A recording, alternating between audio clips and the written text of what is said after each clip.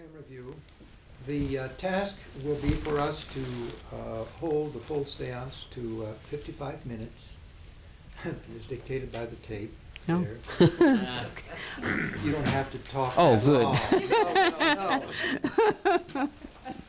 No. Hopefully, this you give us a start, Right, and then you can. open it up for discussion. Right. But let me tell you a little bit about Dr. Alice Green. She was born in Greenville, South Carolina. The family moved some early age to Witherby. Now Witherby. Yeah, I was looking on this map trying to find out where it is, but the only thing I can recognize is that this is Lincoln Pond. Right there. So it's somewhere in there. Charles tells me it's south, but I always thought it was north, but, All right. but I'm not good at maps. And so she spent a number of years. Are you still? You're still not living there, are you? No? Well, I still have my family home there. Yes. Your family's still there. No, my family's not there, Okay, but your family home. yes, Great. Okay. and we use it. And she went to high school in Mineville, which was a mining commuter, but she was not a miner's daughter at the time. Yes. She is an accomplished academic.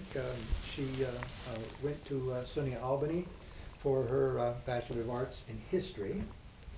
She has one master's in education, another master's in social work, another master's in criminal justice, and her doctorate in criminal justice. And her doctoral thesis was the impact of incarceration on black families. I suspect focusing somewhat on this region. Well, More nationally? to some extent. Yeah, yes, this New York was. Good. She currently lives in Albany. She is married to another person present. That's the gentleman hiding over there, Charles Dewey, who also is very special in these here parts.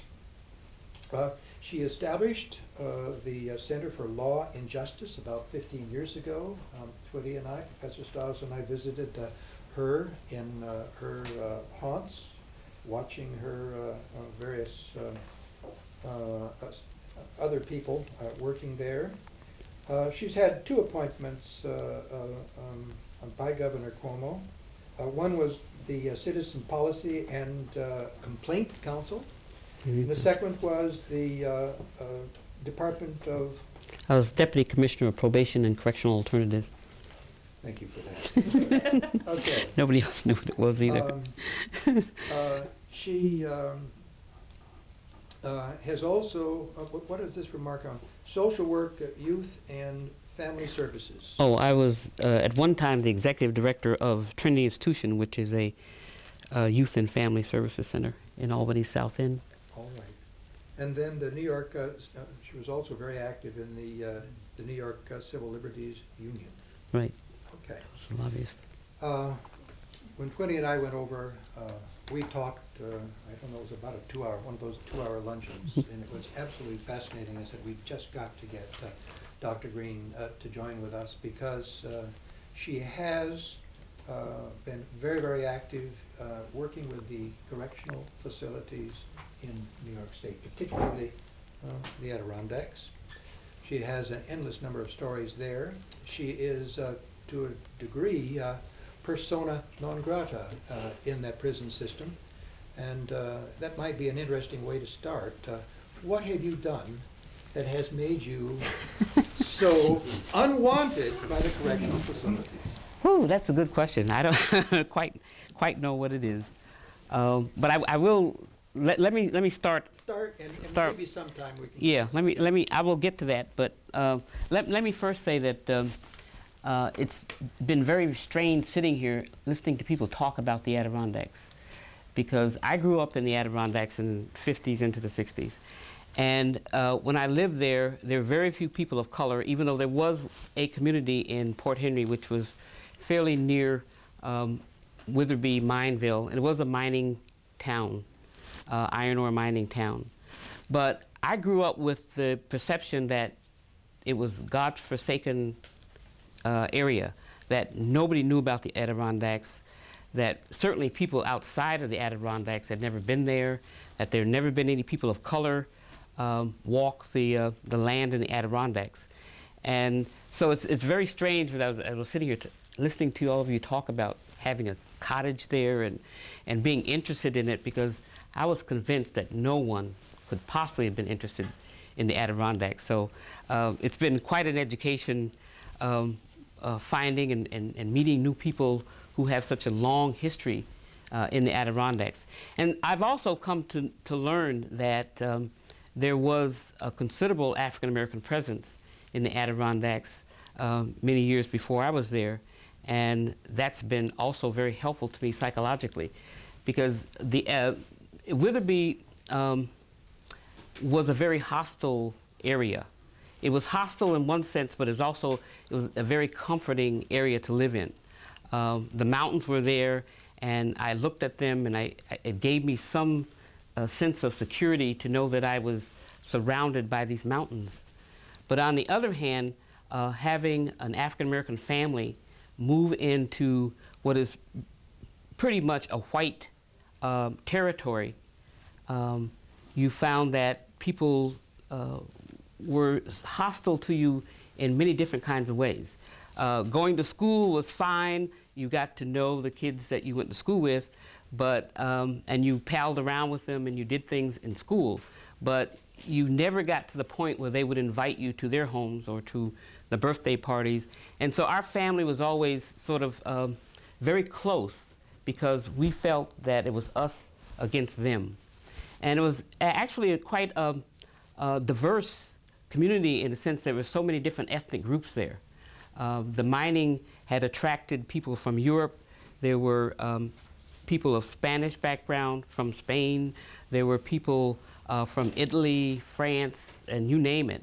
But for us as African Americans, it was always, us against them. And it was against, I underscore against, because we felt we had to protect ourselves from this hostile community.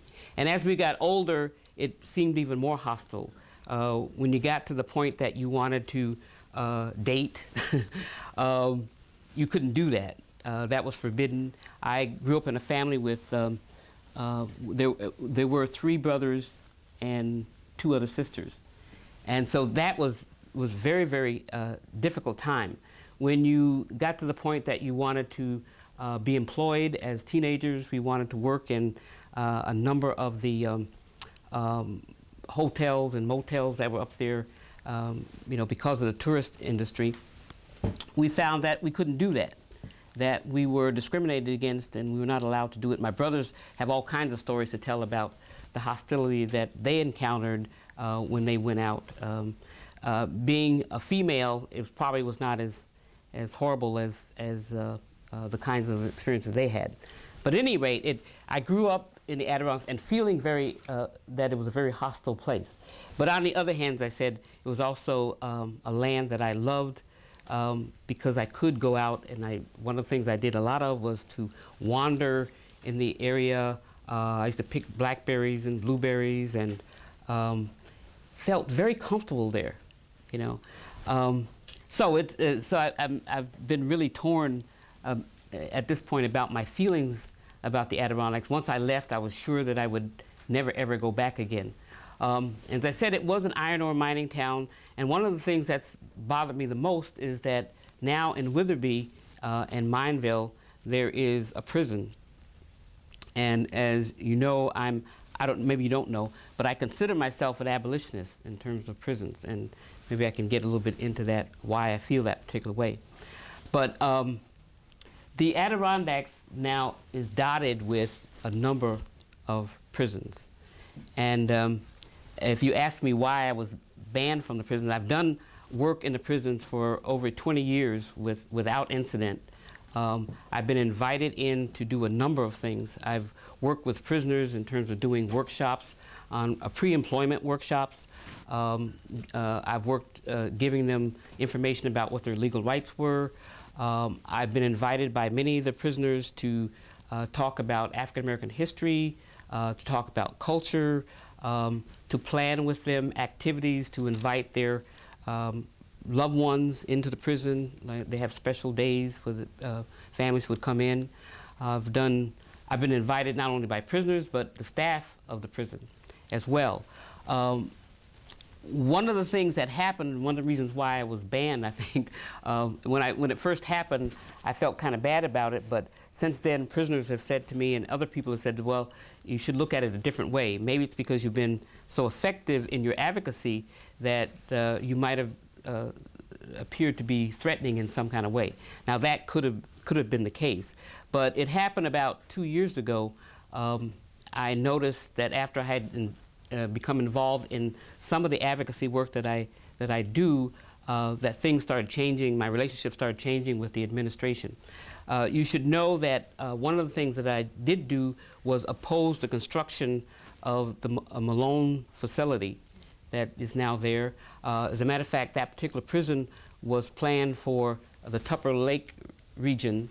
And the other thing you should know is that New York State really no longer builds the kind of prison that we're used to, where you have one cell with one person in them. What they've started doing since 1995 is to go to double celling. You put we started putting 2 people in a cell that was meant for one. And those cells are about the size of an average bathroom in an apartment. You know, very small, and certainly not enough space for one person. Then we started putting 2 people in. When the prison, the incarceration rate started going up, New York State started doing that when the Pataki administration came in. The other thing is that the new prisons that are being built now are special housing unit prisons. Those are the supermax prisons that you've probably heard about, where you put people in them for 23.5 hours per day, and you allow them time. The law requires that you allow them time for outside activity. However, it's not quite outside. It's the units have a little cage that's attached to them, and there is some fresh air coming from above, but everything is automated, and you simply let that person out to have that required recreational time. And it looks so much like a dog kennel that the staff in the correctional facilities refer to it as the dog run. And they refer to most of the people in there in human terms. So that gives you some idea of one of the reasons why I oppose them. But at any rate, 2 years ago, the plan was to build this facility at Tupper Lake. And then Sierra Club was very concerned about the impact on the environment, and lobbied very strongly. As a matter of fact, they went to court to stop the construction of this particular prison. They were successful, and the state decided to move on to somewhere else. And of course, everyone in that region wanted a prison, but they settled on Malone. Malone already had 2 prisons. And they decided to build a 3rd one there, and the community was very, very excited about that. One of the things that's happened in the Adirondacks, of course, is that prisons have been a way of getting some communities who are in deep economic trouble to become revitalized. And so the prisons that no one wanted a few years ago, now everyone wants. And so Malone was very happy to have that prison. But New York was building for the first time a special housing unit prison for only disciplinary purposes, supposedly. But one of the things that happens is that because the prisons are filled with a number of people who have mental health problems, you can imagine that once you have someone who is developmentally handicapped or has a mental health problems, that they're the ones who are going to end up in these prisons, because they're going to be the ones who might act out. And so they get put into those prisons. So one of the things that I did was to file a lawsuit against the state to stop the construction of Malone. Sierra Club dropped out because their concern was the environmental impact in that particular area.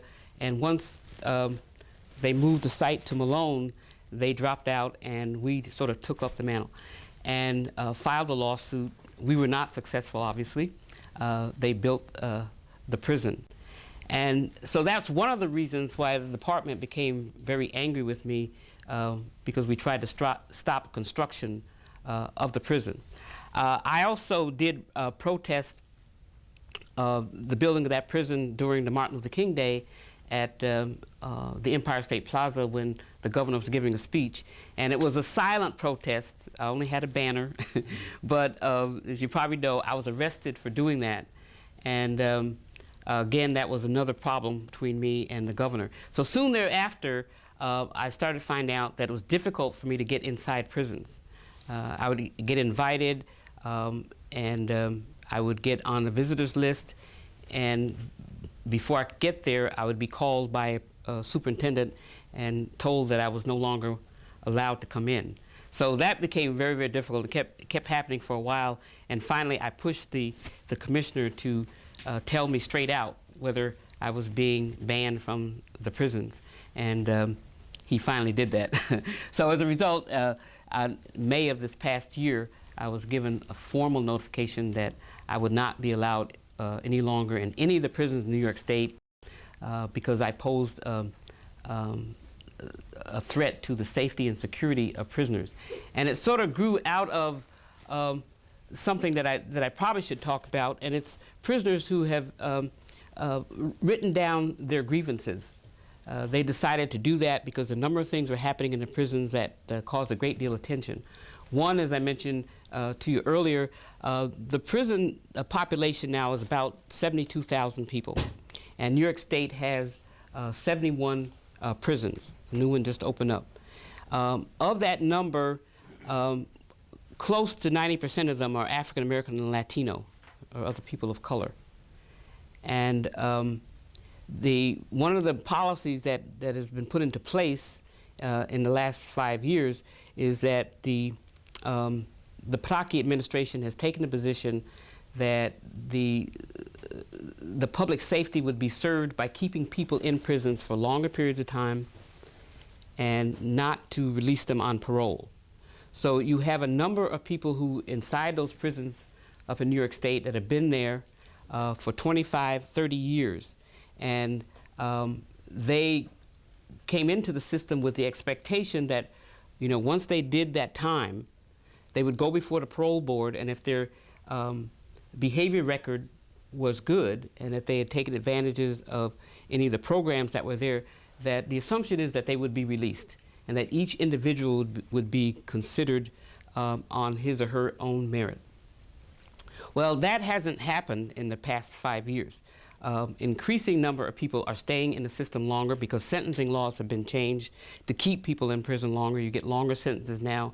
We were just talking about the young man who was found guilty of robbing someone of $20. He's 17 years of age. He's now in for 12 years. And so we've moved to this determinate sentencing scheme where you are given these long sentences and you stay there without any parole being given to you. This caused a great deal of tension inside the facilities. The prisoners who felt they had nothing to lose were starting to get angry because, as I said, they've been there for long periods of time. Their families became angry. The expectation was that my son, you know, it's horrible. I've spent this time waiting for my son to come out after 20 years, and then the 20 years comes and you can't get out. So mothers and fathers and spouses started to mobilize. And so there was that big problem inside the prisons. And also because you building special housing units causes another problem. There's a lot of tension around that. And I think we're building special housing units because we know that we're becoming more punitive inside the prisons. We're taking away some of the benefits that prisoners were given after Attica, and the sentences, as I said, are getting longer. So and the tension is growing. So one of the ways of cutting down on tension is to transfer prisoners. Up in New York State, up in the Adirondacks, one of the things you probably see, I don't know if you have, but if you're up there, you probably see the vans that are going back and forth. There are so many people on the highways going from one prison to another all the time. They're constantly rotating them. So that put all that together, and prisoners became very, very angry. So what they decided to do was write down a list of grievances that they had. They hadn't done this since Attica, you know, in '71. And they published this document called Wake Up. And it included things like, you know, we should be considered for parole release. They talked about things like education. The New York State prisons no longer allow prisoners to gain a bachelor's degree or attend higher education classes. At one time, there were many prisoners who were able to get their degrees and come out, and the recidivism rate is very much tied to the amount of education that you get. Those people who had gotten the bachelor's and the master's almost never recidivate. And so it goes on down the line. So education is very, very important to prisoners. They realize that this world is changing, you know, and that no longer can you get a job if you have just a GED. And the department was committed to a GED education at one point. And 5 years ago, they changed that, and the commitment is now to an 8th grade education. So you can understand if you if you only get an 8th grade education, many of the people inside the facilities have not gotten high school education. Many of them read much below their chronological age and academic level. So they understand the importance of education, but no longer can they really engage in it. They even charge you when if you happen to get a GED. I mean, it's possible to get a GED, but you have to pay for that degree. So all of these things they wrote down. They talked about the labor, that they feel exploited because you make about 16 cents an hour, and they thought that since some of them are doing really good, skilled work, that they should be paid accordingly. And also they're being asked to pay for more. They're being asked for fees if there's a discipline. If you get a discipline, what they call a ticket, you are required to pay $5. And you can be in the hole for a long time if you don't have that $5. So anyways, the prisoners wrote all of these down, and they had planned to have a work stoppage on January 1 of this year. It was called the Y2K. And the department learned about this and panicked. And what they did was to, again, start transferring prisoners all across the New York State, and particularly upstate. They sent many of the prisoners who were downstate up to the Adirondacks. And they also put a number of prisoners, even though they had not been found guilty of supporting this strike, if they were considered to be influential, they were also transferred and put in special housing units. So that's the way they squashed the proposed strike. They also blamed Alice Green for organizing the strike. And obviously there was no way that I could do that because I was not even allowed in the prisons for, I haven't been in for over a year, and had not been in there when they planned this particular protest action. So that's why I am banned from the prisons. And I'll just tell you one thing else, and then maybe it'll help if people ask me questions, the things that I've forgotten. I think it's important to understand that something like 85% of the prisoners who are in New York State's prison come from New York City and the surrounding areas. Others come from the other major urban centers in New York State. That would be down near Poughkeepsie, Kingston area, would be Albany, Schenectady, Rensselaer area, Utica, Syracuse, Rochester, and Buffalo. That's who's served by these prisons. Rarely do you find someone from the Adirondacks in one of the prisons, but it serves that particular population. And one of the prisoners who's actually on our board and spent 25 years inside the prison did, and also got a master's while I was in prison, did a great report. The prisons are located, many of them in the Adirondacks and in rural areas of New York State. But the prisoners come from these urban centers.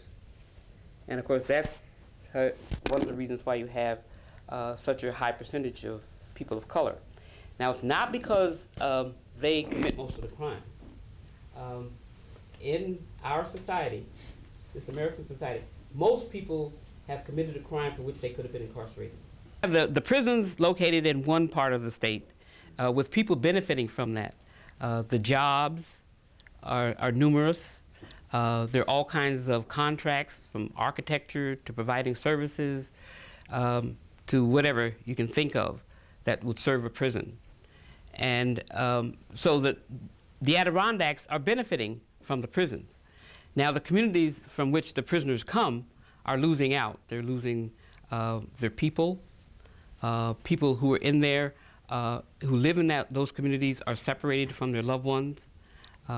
They don't get any of the benefits. For instance, in Adirondacks, prisoners are counted in the facility that they're in.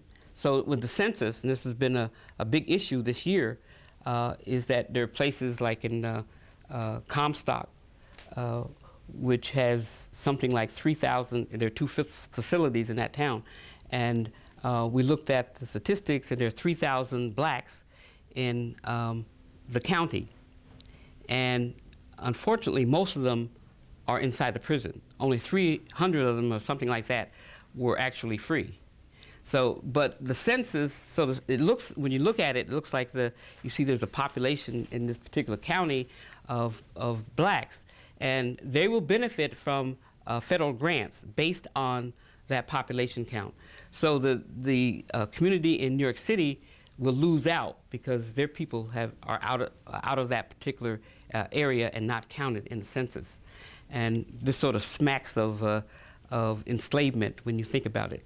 Okay, so what Eddie Ellis, I was starting to tell you about Eddie Ellis, who comes from one of these communities, and in New York City, that he identified actually 6 neighborhoods in New York City from which most of the prisoners would come from. And that is still the case. And what he tried to do was show that there is a direct relationship between the communities from which prisoners come and prisons. That there is a selection process that takes place, because they come from poor communities where there are problems with, he calls them crime-generative factors. You have high incidence of welfare recipients. We have poor housing. You have poor educational facilities, poor health care. All of these factors, and race, of course, is the defining factor. And so he said that there is this direct relationship, and what happens inside these communities will determine who will go to prison. And the same thing with prisons. They view prisons as being a part of their community, even though geographically they're not located there. They consider it to be part of their community, because what happens on the inside determines what this person is going to look like when the person returns back to the community. So if you have a prison located in upstate New York, where all the people who staff that prison come from the Adirondacks, and the Adirondacks have people from the Adirondacks don't have a clue as to what African Americans and Latinos are like, but yet they're the ones who are in charge of these people, for 24 hours a day. So that's a real problem. And you don't have programs, because the prisons are mainly black and Latino. It's very difficult to get services that benefit from prisoners. The legislators don't want to have anything to do with the prisons. There are no votes there. Prisoners cannot vote. And so they turn themselves away from the prisons. Very few of them are actually interested in what's going on inside of a prison. So if anything's going to be cut, and they've cut the education, as I mentioned before, and all other kinds of services for prisoners, because if you need to cut something, that's a sure and best bet way of doing it, is to cut services to prisoners. And so if you have a population that's staffing the prison that doesn't understand the population, is not interested, first of all, it's not in the best interest of the people in the Adirondacks to do what is necessary to cut down on recidivism. I mentioned earlier that prisons are big business, and you can't imagine what would happen if one of those prisons closed in some of those communities. So therefore, if you're working in those prisons, you have a vested interest in making sure that those prisons stay filled. because you lose your job otherwise. Okay? So these communities depend so heavily upon them, but the impact on people of color back in those communities is significant. We were talking about this earlier, and one of the reasons why we filed a lawsuit against the state was to force them to look at the human impact that prisons have. We said, fine, the environmental impact is okay. I mean, we think that's important. And in New York State, in order to build a prison, you have to do an environmental impact statement. But you don't have to consider the human impact that it has on the people who are in the prisons or their families. And so one of the reasons I said for doing the lawsuit was to try to force the state to say, you know, okay, we're going to put these people in prisons, but we've got to recognize that these families are separated, that it's very difficult for them to get to these facilities, so that families are not going to stay connected. We've also know from our many studies that one of the best rehabilitative tools is family contact. The more families remain in contact with each other during imprisonment, the better chance they have of coming back out and reconnecting with that family. Education was the other effective rehabilitative tool. So we cut out education. And so it doesn't make a whole lot of sense that we don't support the things that really would cut down on recidivism. And that's why I was saying earlier that, you know, there aren't a lot of people who are really committed to getting rid of the prisons or making sure that we reduce crime in certain communities, because everybody sort of gets their piece. So I think that drives the prisons to a great extent. And as I mentioned, the racial factor you cannot get away from. That people are selected. There's much more of a connection between race and punishment than there is between crime and punishment. We talk a lot about crime and punishment, but if you can separate them, you will see that the deciding factor is going to be race. Now we talked a little bit about you know, what are some of the things that we need to think about and maybe be able to help people with to see the Adirondacks in a different kind of light. And I think families of prisoners probably have the same kind of feeling about it that I did when I started off telling you that this is hostile territory for me. For them, and I work a lot with families of prisoners. Charles was talking about when we were down in New York City at Columbus Circle. If ever you get a chance, you should go down there on the weekends and see the way the buses come in, and people load on and they pull them out, and then another group comes in and they load them up. They're sent to all these prisons that are up in the Adirondacks, and they're on the bus all night. The buses leave about close to midnight, 10 o'clock, between 10 o'clock and midnight, and they have children. Mothers do an incredible job trying to keep the family together once they're separated. And these buses go off to places in Malone, Adirondacks, and people think of it as Siberia. You know, that we're going to this land which they never really quite see. All they know is it's a terrible journey. It costs them money. They have to stay on that bus and sleep on the bus all night. They have to get into the prison as early as possible because you want to, you know, spend as much time as you can with your loved one. So you travel with your children, and you get there, you know, at daylight, and you go in, the business of going in, and people are not friendly to you. Guards, you know, don't like to have to do this. They have to search people, take children's diapers off to make sure there's no contraband in there. Women complain about having to take off their bras so that they can make sure that, you know, that there's nothing hidden in there. So it's kind of demeaning for you, and you have to go there with money. That's the other thing. One of the things that you can do to try to make life somewhat palatable is to use these huge machines that are in the visiting room that eat up your money.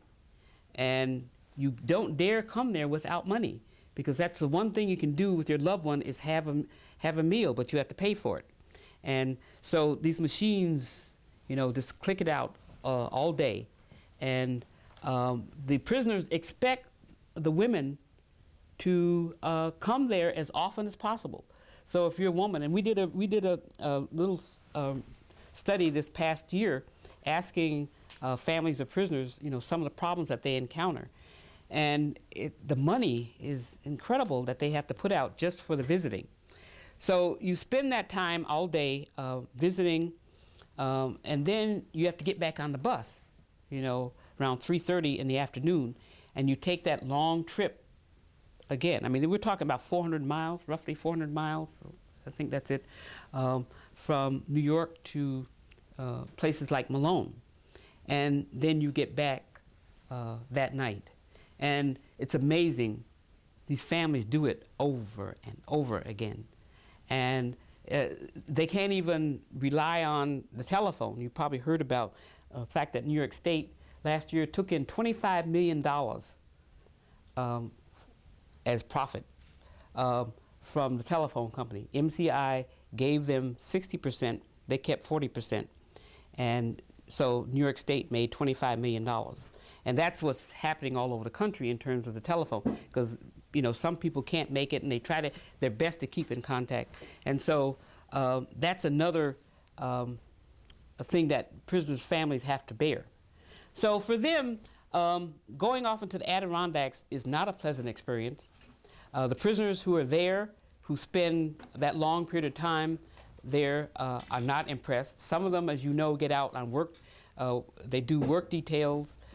You've seen them probably fixing up other people's buildings, cutting brush, doing all this.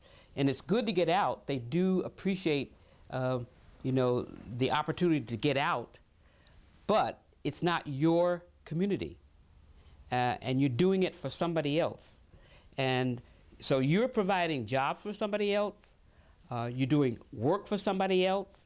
You're providing a number so that you count in their census and not your own. And so, and you're also being guarded by people who don't know you and don't even like you. They have a whole set of their own problems working in prisons. Guards have a terrible job. It's not easy being a guard. It's a violent kind of environment. We now know that guards are probably experience high divorce rate. They have domestic violence, all kinds of health problems as a result of the work that they do. So they really pay for it. And it's a sad situation for both prisoners and guards. They're both, in a sense, in prison. And so this is, so it's very difficult when we start talking about how do you get people to think about the Adirondacks as a nice place to be. For people of color, it hasn't been nice. You don't see other people of color. You get the message very quickly that this is not your land. If you are there because you're in prison, obviously you're not going to love it. If you have to travel there as a family member under the circumstances I just described, again, it's not going to be a very pleasant place to be. So for many of us, it's going to take a lot of work for us to feel that this is part of our land. I have never felt, being an African American, I used to hear these songs, this land is your land, this land is my land. I used to think, my country 'tis of thee. It never really connected with me because I've never felt that this was my land. And if I don't feel it, I know people who have to travel up there in the circumstances that are much different than I do, don't believe it's their land either. And so there's very little interest in conserving it because it's not mine. And I don't feel comfortable when I go there. So I'd love for people to experience it. Now that I'm older and I go back, I've learned to enjoy the Adirondacks. I really do. We go up there just about every weekend, and I can't get enough of it. The land that I once looked at as being so hostile to me is very fascinating. I've met wonderful people. I enjoy looking at everything that I can take in. The lake is even fascinating for me again.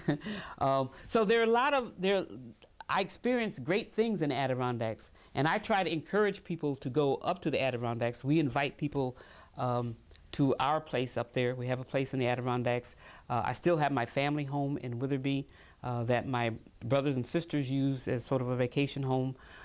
Charles has a place that we now use quite a bit. We've established a writer's cottage for writers of color to encourage them to come up, and that's been really great because we've met some fascinating people, and we want to introduce them to the Adirondacks. And Charles last time mentioned that we were also part of the John Brown Lives group. That's been another way of meeting fascinating African Americans.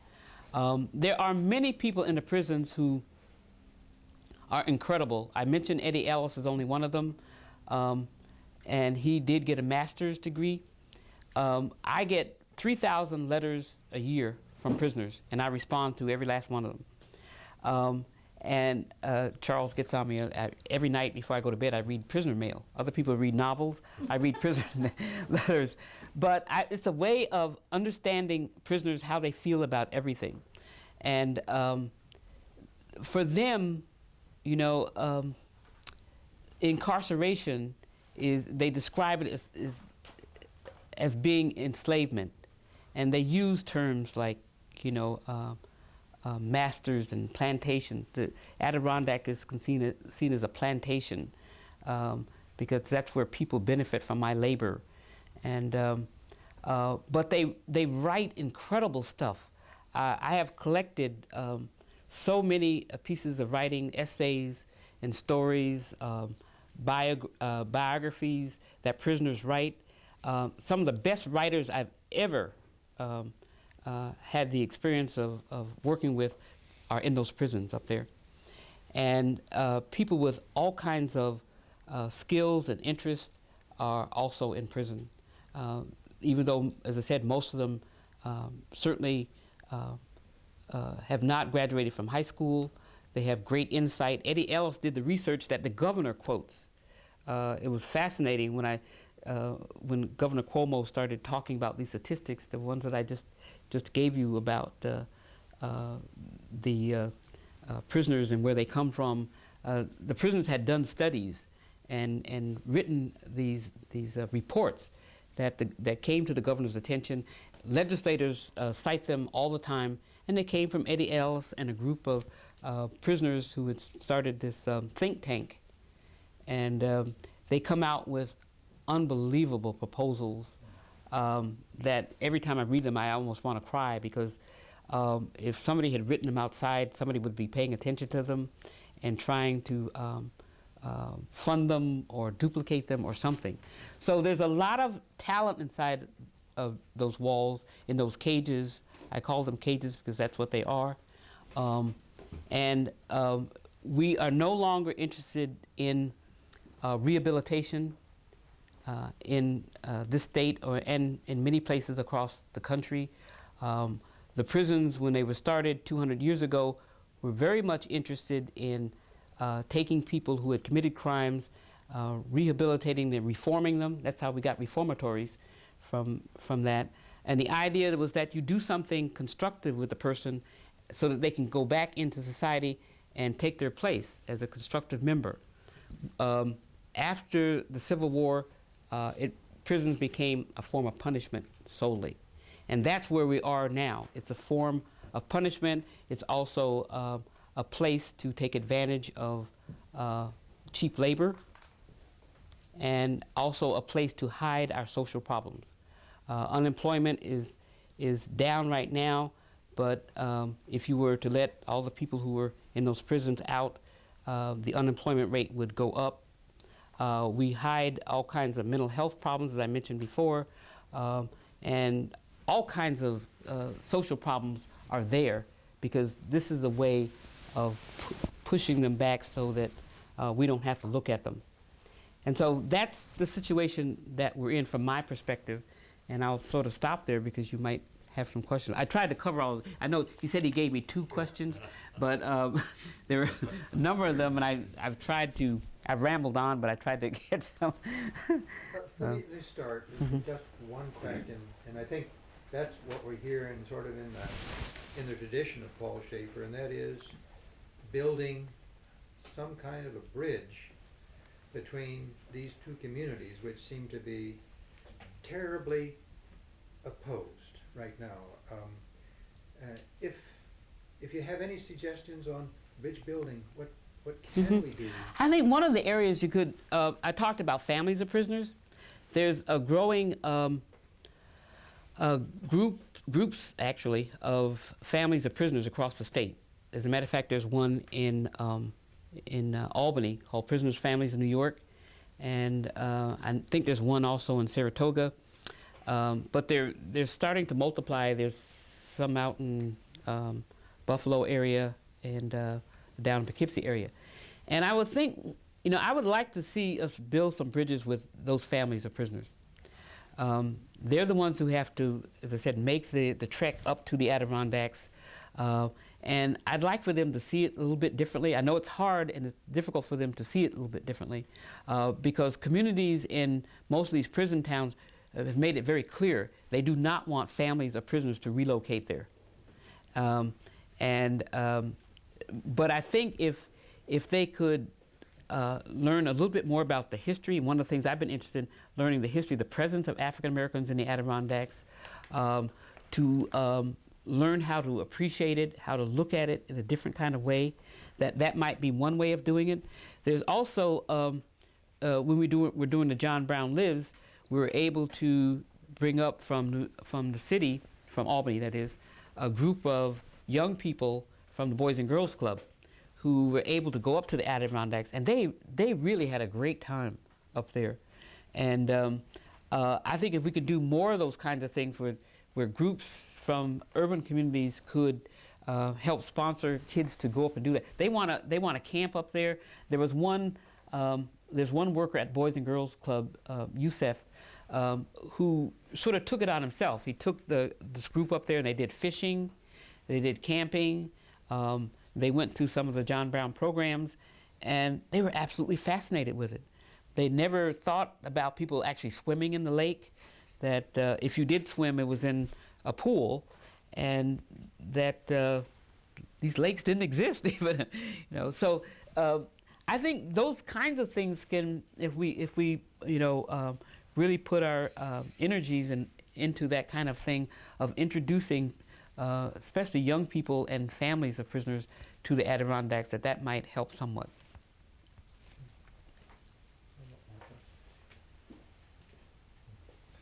Is there no one in the government that's receptive to your views? I mean, obviously there's been a change. Aren't there committees who are supposed to have this mandate, and aren't there some people in there who are receptive, or is it the total wasteland? You mean to my perspective on... There must be legislative committees that are dealing with this issue somehow.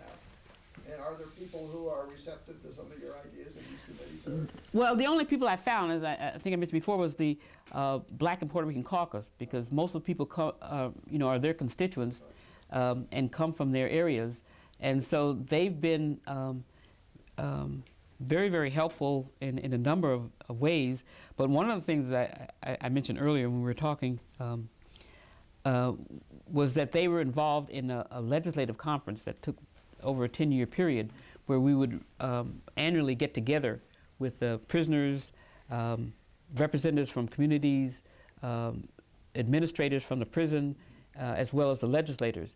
And so prisoners could educate legislators about their issues and their concerns, as well as people in the communities.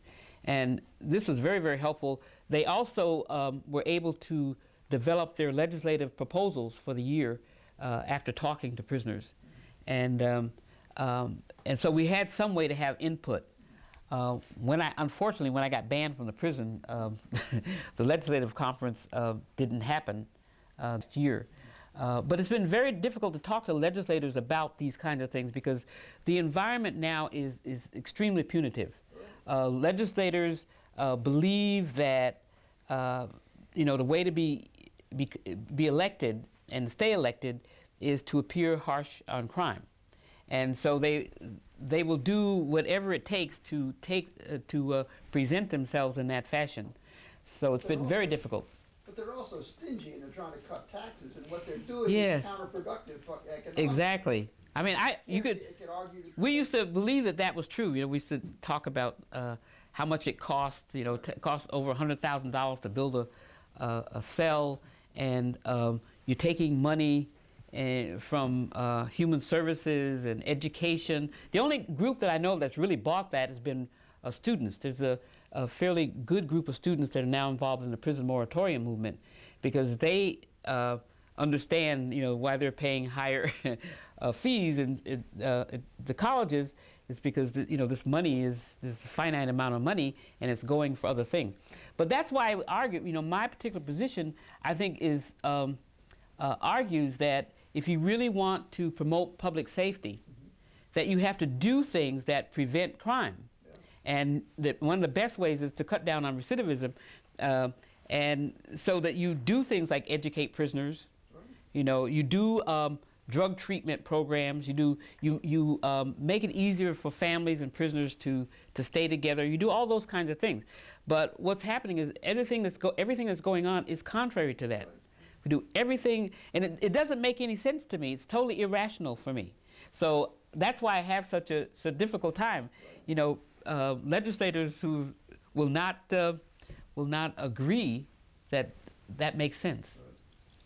It's very difficult. Is anything being done? What is the edge of the issue of education? Is anything being pushed or proposed, or in terms of? You mean to restore? Yes. As a matter of fact, I went to a meeting a couple of weeks ago at the State Education Department. There was a group of educators who called this meeting together to talk about correctional education. There are a few groups. I think the League of Women Voters, I don't know if any of you are familiar with the Balancing Justice program that they did last year. Throughout the state, they had small groups of people discuss criminal justice issues, and they came out with a report that they will push before legislators. And one of the proposals was to restore education, higher education, to the prisons. And there are a couple of other groups that are pushing that right now. And there are a few programs that have been introduced. I know Sing Sing, there's a program where they're helping prisoners who already have some higher education, have some credits, that they're helping them to get more credits and to work with them. And yeah, there are a few groups that are trying to push for the restoration of higher education, but it's going to be difficult because the federal government cut out higher education grants. The New York State no longer allows them to receive the the TAP funds, so they can't do that. Also, the department itself is no longer committed to not only higher education, but a high school diploma. So, you know, when you're only committed to an 8th grade education, it's going to be really difficult to get that change. But I think we need to push that. I think all groups need to push that. It makes a lot of sense to me. In addition, you have victims' rights groups who are against people Absolutely. in the prisons getting an education. That's right. Their logic is, I don't get a free education. That's I'm right. a victim, but they get to go to prison and get. I mean, they have Yes. rights of their own, valid rights and valid points of views, but there are some. They don't see prison as rehab, and when you begin not to see prison as rehab and more as holding cells, Right. This is what they are. then this becomes an issue Mhm. of where is the money going. You're absolutely right. When I talk to groups, that's the first thing they say. Well, you know, they shouldn't have free education because I'm not getting it. When I try to say, are you really concerned about public safety, and why I think that it's very much connected, they don't want to hear it, But what everybody it gets says. free education to high school. That's Yes. Right. Yes. And there might I think everybody should there have free could- There could even be a system where where they'd have to pay for their own education, not like, not in an expense like as we do, being free, but we don't even think of that concept anymore. Right now, we're just thinking, nice place, let's hold them and make money off of them. Well, the prisoners have suggested, I mentioned the $25 million that New York State made off of their families last year, just from telephones. I would use it to put education back in. Yeah, I mean, you could do that. Well, Alice, if the conservation preservation community remains as out of it, and I have to confess, if you look at the organizations which are dedicated to conservation, you don't find that there's much color there. Mm-hmm. If we continue along these lines and the prison phenomenon, as we see it right now, continues, what do you predict regarding the Adirondacks? Well, I think what is happening now will continue to happen, and that it will get worse, and that those communities will be seen as basically prison centers, Yeah. if you want to call them that, prison centers. If we continue to build prisons, that's where they're going to be built. And so there will be more people of color introduced into the Adirondacks, but they will be behind the walls. And you also don't get the introduction of people into the system as workers because they don't want to stay there. Because professional opportunities are just not open to them. They're not open to them, but also even if you want to work at a prison, I've talked to a few people who worked in the prisons and they want to get out of that area as fast as they can. They transfer out because the stereotype almost is, and you feel it when you go to places like Dannemora. When you go into the town, the town is built around the prison. The prison is the center of all life in Dannemora. And you get this feeling, I mean, I've gone into Dannemora and I feel like somebody's looking at me, but the stereotype is that if you're black, you're a criminal. And the families that have traveled up there on the bus, they'd say the same thing. They said they know that they know who we are when we come into town, and we're identified as the criminal population. And so we won't have, it's going to be very difficult to introduce people of color into an area that is basically a prison center. As prisoners say, it looks like a plantation. That's what it looks like. And psychologically, you don't go there because of that, because all the people inside who are being held are black, and you're black. So I think, if something doesn't change, I can't see it getting better. Okay. It's a rather pessimistic note to end on, but I believe Ed. Don't- Was there a question? Yes. Ken, how much time have we got again? Quickly, a minute. We've been- Children and families get my interest, Alice, and you had mentioned helping children, getting kids in urban areas into programs, and that's one way of doing it. In terms of helping families, just concept that you painted where people are coming from an urban area, it's an overnight bus trip, they're there, they want to spend time with their loved ones, and then they're back traveling again.